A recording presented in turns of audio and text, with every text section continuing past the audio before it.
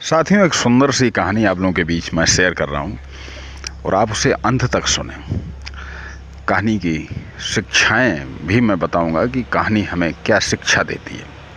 चार चोर थे और चारों मिलकर चोरी का काम करते थे। अब चारों चोर इस चोरी के काम से उकता गए थे क्योंकि काफ़ी रिस्क भी रहता था, मेहनत भी होती थी, पकड़े जाने का डर।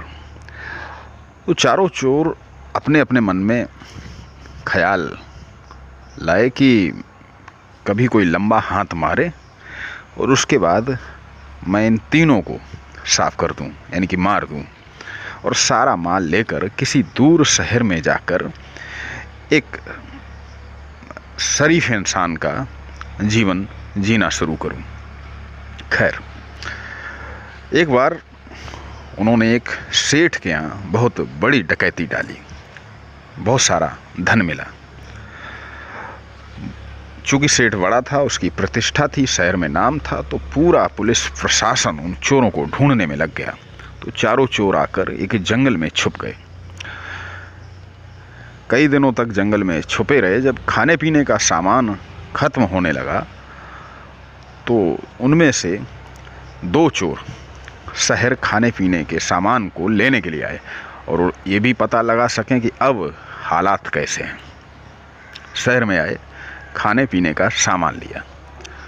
अब दोनों चोरों ने सलाह की कि क्यों ना खाने में जहर मिला दिया जाए और वो दो चोर उनको खिलाएंगे, मर जाएंगे तो वो सारा माल लेकर हम लोग आपस में बांट लेंगे। दोनों चोरों ने सहमति ली, आपसी सहमति बनाकर खाने में जहर मिला दिया। अब वही दोनों चोर अपने मन में सोच रहे थे कि जब उन दोनों को मार दूंगा, हम लोग मार देंगे, तो फिर हम इस दूसरे वाले को भी मारकर सारा माल हड़प लेंगे। जब वो दोनों चोर खाना लेकर जंगल में आए तो वो जो दो चोर पहले से बैठे थे उन्होंने भी प्लान बना लिया था कि वो लोग खाना लेकर आएंगे, उनको मार देंगे और ये माल हम लोग आधा आधा बांट लेंगे। तो जैसे ही शहर से वो लोग खाना लेकर आए, पहले से ही घात लगाए उन चोरों ने उन दोनों चोरों को मार दिया और वो खाना मिलकर खाने लगे और उस जहर से भरे खाना को खाने के बाद वो दोनों चोर भी मर गए। इस तरह चारों चोरों का खात्मा हो गया।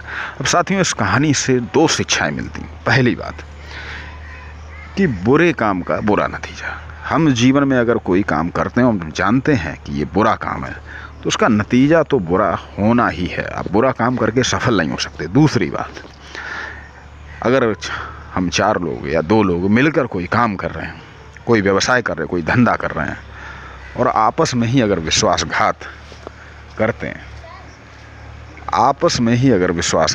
हैं, तो विश्वासघात का परिणाम बहुत बुरा होता है। इस तरह चारों चोर, एक तो उनका चोरी का काम, दूसरा उन्होंने आपस में ही मित्रों में विश्वासघात किया, इसलिए चारों चोर मारे गए। साथियों, कहानी आपको अच्छी लगी होगी तो चाहूँगा कि आप अपने साथियों, अपने परिवार में इसे ज़रूर शेयर करें।